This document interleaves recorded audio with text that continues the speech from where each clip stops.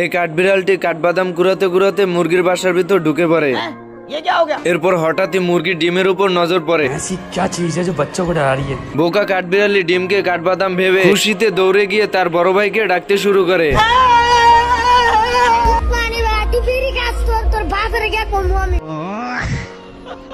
বলদ কাঠবিড়ালির কথা মতন চলে আসে এবং তাকে মুরগির ডিম দেখাতে শুরু করে। এসব দেখে বড় কাঠবিড়ালি ছোট কাঠবিড়ালিকে বুঝাতে থাকে যে এটা বাদাম নয়, এটা মুরগির ডিম। কিন্তু বলদ কাঠবিড়ালি এসব বিশ্বাস না করে ডিমের উপর বসে থাকে। এর ভিতরে ডিম থেকে বাচ্চা ফুটে যায়।